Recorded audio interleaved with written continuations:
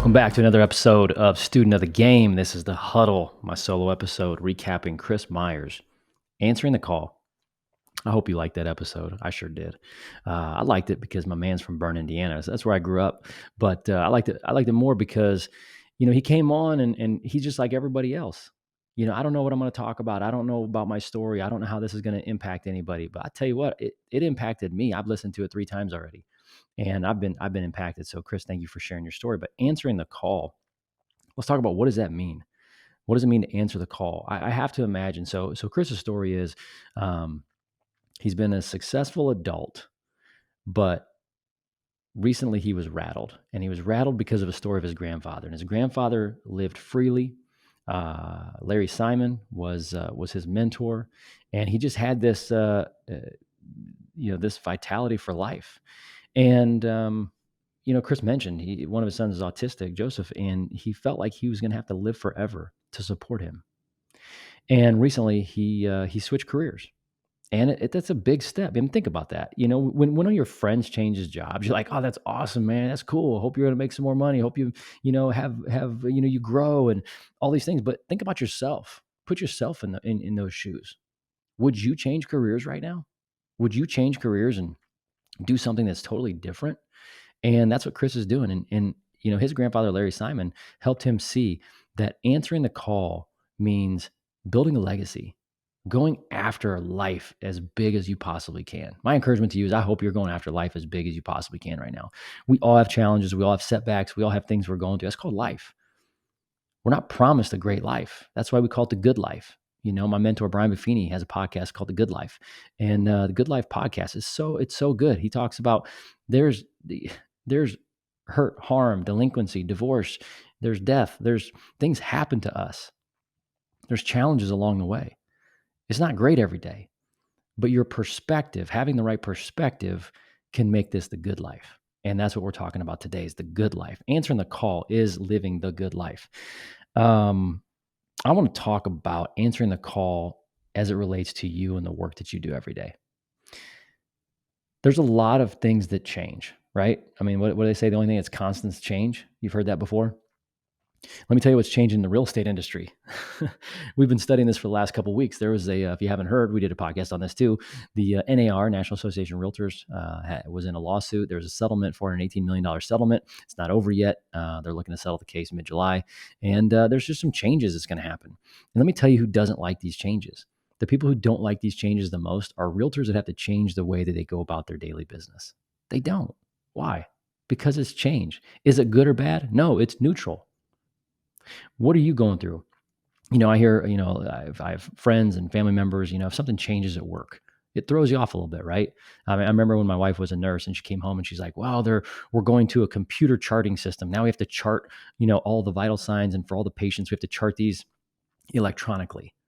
We're dating ourselves a little bit. She still looks like she's 29. But anyway, that was a big change. I remember when she was going through that. And I remember she was frustrated. And it's like, I have to learn a new system. I'm here to take care of the patient. I went to school to help people get better. And now I have to learn how to use a computer and chart.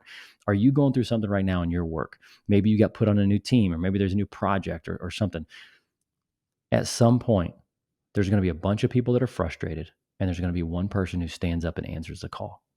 Is that going to be you? I'll tell you a quick story about my son answering the call. I'm proud of that little man. This is my guy that says, Dad, I like watching sports, but I don't want to play them. His sisters play sports.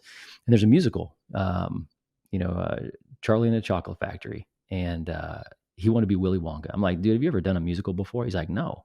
He's, okay, well, who do you want to be? I want to be Willy Wonka. You want to be the main character and you have never done a musical before? He's like, yeah.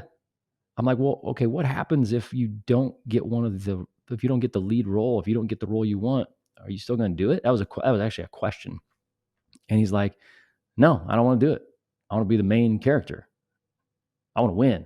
And, the moral of the story was he ended up getting Grandpa Joe, and we're excited for that performance to come out. So that's one of the main characters, one of the supporting roles, one of the lead supporting roles, in Willy Wonka. And so we talked through this, but like my man answered the call. He has never done a musical or a play before, and he just answered the call.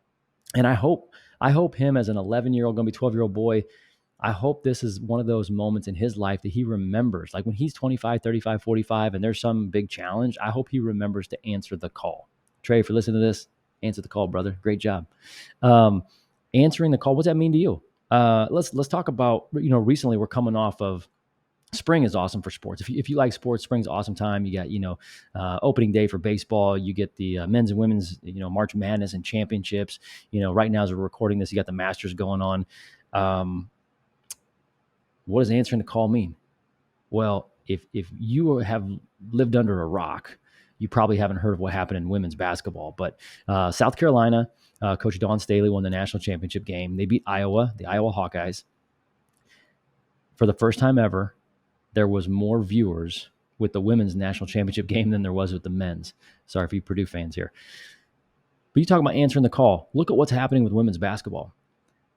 These ladies are performing at such a high level. They're getting paid at such a high level. They're answering the call. Caitlin Clark, good for you. Way to represent women's basketball right now. Way to represent girls in general. Way to represent shattering the glass ceiling. Like, can we just stop and give some credit to these female athletes that are just breaking barriers? I heard recently there's an NBA coach that a female coach is getting a possible interview. There's just barriers that are being broken. You can't do that if you're not willing to answer the call. I love how Chris talked about that. And it's such a deep message. It may not be deep for one person, but when you think about this, it's actually everything. It doesn't feel deep at the time. It feels scary. Women's basketball, men's basketball. UConn Huskies won the national championship. You want to talk about two teams, the South Carolina Gamecocks for the women's side and the UConn Huskies on the men's side. I have not witnessed in a long time two teams, both on the men's and women's side, that played so well together as a team, that was so well coached, that executed at a very, very high level. What's it take to win championships? You have to execute. You have to have a high IQ, and you have to perform. Masters are going on right now. Somebody's going to answer the call. Don't you love watching the underdog stories? It's some person who you haven't heard of, or they maybe have been on the outside, haven't won yet. And all of a sudden they just play really well. They play out of their mind for a day or two. And now they're in the hunt on Sunday and everybody's cheering for them. Those are people answering the call. And I'll go back to the real estate market. Noll Team Real Estate is ready to answer the call. There's been some changes. And, at face value for the consumer, we'll see if it's a good change or if it's not a good change. For the realtors, I hope you're ready. I hope you're ready to answer the call. Our team is ready to answer the call. We've been working on some of these changes since September of last year. And it's going to take more work on our end. It's going to take better communication. It's going to take better negotiations. It's going to take more clarifying our processes to people. We're in an industry where probably 75% of the work that we do is behind the scenes. If you think about that, and when you're buying or selling a home, you're not with your realtor. If I take my dog to the vet, I see what the vet does. If I go to the dentist, I'm in the chair watching the dentist and the hygienist, do their thing the entire time. If you go to a school, you see a teacher teach the entire time. Real estate is an industry that you just don't see the person all the time. Matter of fact, you only see them probably 20% of the time. And the realtors today have to answer the call. They have to grow. They have to grow constantly. It's one of our core values. But I want to talk about, when it comes to answering the call as it relates to coaches and players. Because like I said, it's not a sports podcast, but we take all of the lessons from sports. We talk about business, and this is about how to impact your small business, how to impact your career, how to impact the work that you do every single day so that you can become better, grow, and eventually maybe get that promotion, eventually grow your sales. There's been a lot of challenges over the last 4 years in real estate, and through COVID, through the pandemic, through new regulations, through the lawsuit, low inventory, low interest rates, rising again. These are all challenges. But you know what? Let's talk about NIL, name, image, and likeness. We talk about college athletes getting paid right now, answering the call. Let me tell you who's answering the call. Coaches that aren't afraid to get their toe in the water and start understanding what NIL is all about. There are going to be some college coaches, men's and women's, that get left behind because they can't figure out how to properly go after these NIL dollars. You're seeing the transfer portals. These are all challenges, right? This is why I'm doing this podcast, because there's lessons in watching other people. Success breeds success. And there are always lessons. There are always lessons if you pay attention to other people and figure out how to apply that in your life. So if you're a college coach right now, you'd have to figure out NIL. It's fun sitting on the sidelines and watching the transfer portal. It's fun seeing, which college athletes are getting paid and which ones are staying and which ones want to go to university for 4 years and, make a name for themselves in a community. It's kind of fun. There's some entertainment value in that. But think about if you're a coach. Think about if you're an athletic director. Think about if you were an administrator at a school and you've now have a new recruiting season. The game has changed. In real estate, the game's going to change, whether you like it or not. Whatever you're doing right now, if you're an accountant, this is tax season. If you're an accountant, the game always changes. The federal government comes up with new things, and you've got to figure out how to help your customers and your clients, win when it comes to filing their taxes. So I don't want to keep going on in this, but ultimately answering the call is all about overcoming fears and anxieties.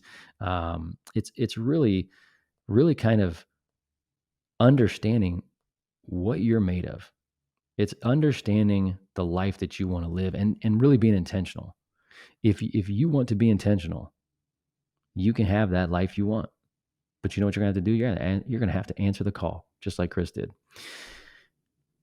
Researched a little bit about overcoming fear and doubt, and we talked a little bit about this on Chris's pod. But I'm going to go through just some tips on if you're right now, if you're driving in a car or walking the dog or working out or walking on the treadmill or doing something, working with your headphones on, and you're listening to this, you're thinking to yourself, there's this business I wanted to start, or, there's this opportunity that's out there. There's a book I wanted to write. There's a podcast. Like, if I can podcast, anybody can do it. I had to answer the call. If you're sitting there right now knowing that you have some untapped potential, you're going to have to answer that call. And the first thing that comes with that is fear and doubt. Here are some things to overcome fear and doubt. The first thing is you need to acknowledge your fears. That's so true. You just need to acknowledge your fears. You need to recognize them. They're emotions. There's signals that, that your body has. You're nervous. Your palms are sweaty. You ever been in those situations? Once you understand your fears, then you have to educate yourself. One of the best ways to combat fears is by education. The more we know, right? Then you start small. We talk about this all the time. Starting small. It's all about your daily habits. What are you going to commit to daily? Consistency over time will build trust with yourself. I'm more interested in your habits. I'm more interested. Let me see what you're going to do every single day versus what your goals are. Goals are great. Don't get me wrong. I love goals. I'm a big goal guy. If you know me, if you know me personally, we've probably talked about goals at some point. But the reality is, what's more important about the goals, what's more important than the outcomes, is the daily habits. So start small. Something that I think gets overlooked a lot is build a support system. How can you answer the call if you're doing it by yourself? If nobody's there to cheer you on, if nobody's there to help you and guide you, we believe relationships win. If you've heard one podcast, you've heard them all. Relationships win. You need to build a support system. Something that I'm trying to work on and I think is fantastic is visualizing success.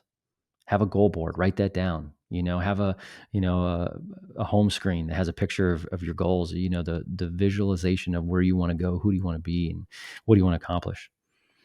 A big part of my success is learning from my failures. It's being one with my failure. It's understanding my failures. It's actually writing my failures down. I love going back to my old journals, and as I'm writing those, I'll go. I keep them, and I've gone back like 5, 6, 7, 8 years, and I've read some of the days and the things that I struggled with in that day. I felt like a failure. And I look back now and I'm like, oh man, I'm way past that. The old me 5 years ago would have loved the challenges I have today. And that's true with all of us. So make sure you're learning from your failures. I think we have to embrace uncertainty. We have to embrace uncertainty. And right now, real estate professionals are uncertain. We know there's a lawsuit. We know that there's been a settlement and it hasn't been passed yet. We know there's going to be some things that will change, but we don't know exactly how to implement those. And that's what we're working on. There's uncertainty, and that's okay. Practice self-compassion. This is a big one. I mean, if you're somebody who is a go-getter and you have big goals, you probably aren't real kind to yourself sometimes. You don't. We're gonna get to this next step here in a second, but you're probably somebody that just doesn't practice self-compassion. I would encourage you to do that. I'm gonna try to be better at that. Today I begin a new life is how I start my journal every single day. And to me, there's some compassion there. It's no matter what happened yesterday, I'm not gonna beat myself up. I'm not gonna be too hard on myself. I'm gonna have some grace, and I'm gonna have some self-compassion. And today I begin a new life. No matter what happened yesterday, I get to hit the reset button and do it all over again today. As long as the good Lord allows me to hit my feet on the ground in the morning and wake up, I'm gonna embrace it, have some self-compassion, and remember that today is a brand new day. Seek professional guidance. I think I've told you I have 4 coaches. In different times in my life, I've had 1, 2, 3, 4, 5, whatever. But the reality is, you got to seek professional guidance. Iron sharpens iron. Maybe it's small. Maybe it's a mastermind group. It's free. It's a mastermind group. Get some guys or gals together and have a monthly Zoom or a weekly Zoom, or get on the phone and just seek professional guidance. This is a big one that I struggle with, is celebrating every step. Celebrating every step. I've done a much better job in the last few years, but this is something that I would just never celebrate. Just on to the next, on to the next, on to the next, because I believe so much in the habits and not the outcomes. But there are some small victories that need to be celebrated every single day. Every day. Refocus on your why. That's a cliche these days. What's your why? Simon Sinek made that popular, but what's your why? Refocus on that. When somebody's buying a home and they get frustrated, with us or with anybody, actually, if you're out there, regardless of who you're working with, most buyers get frustrated at some point. And it's with low inventory, it's easy to do that. Our encouragement to you as a buyer is to refocus on your why. Why did you get started? Why did you want to do this? You want to get the kids in the right school. You wanted to downsize. You wanted to take the equity from your home and pay off some debt. There's so many reasons why you got started. You have to remind yourself of that. Refocus on your why. And then one of my favorite ones is maintain a growth mindset. A growth mindset. Another way to say this is abundance. There's enough for everyone out there, I promise. I didn't believe that all the time. I believed as a competitive person, I was competing against other people. Well, let me tell you, some of the most freeing thoughts I've ever had in my life is to celebrate my competitors. It's to celebrate the people that I compete against every single day. And I turn that into understanding that the real competition is with myself. I am in competition with trying to be the best version of who I am every single day. And if you do those things, I really believe that you'll be able to answer the call. Answer the call in your life, in your career, for your family. I think I've shared this before, but a lot of times I sit and I think, and over to my right here is a photo that, or a picture that Fresh Laundry actually painted for me at our 20th anniversary party. It's my grandfather shaking my hand and giving me the skeleton key. Try not to get emotional thinking about this. But what I do a lot when it comes to visualization is I think to myself, what would my grandfather do with the opportunities that I have today? Listen to me closely. What would my grandfather do with the opportunities that I have today? And when I get outside of my own problems and my own challenges, other people would call those opportunities. Are you calling the things you're going through today opportunities, or are you calling those challenges? In order to answer the call, you have to look at this as an opportunity and not a challenge. I don't think you can answer a call if you're pessimistic about your situation. I don't think you can answer the call if you don't visualize it, if you don't have a support system, if you don't have a coach and professional guidance. I just don't think you can. So I want to send I want to send Chris some flowers today. Just thank him for being on the podcast. I want to thank you, the listener, for listening to these solo episodes. We're going to keep bringing you some more great people. Just know, like Chris, you probably don't think you have a story, but you do.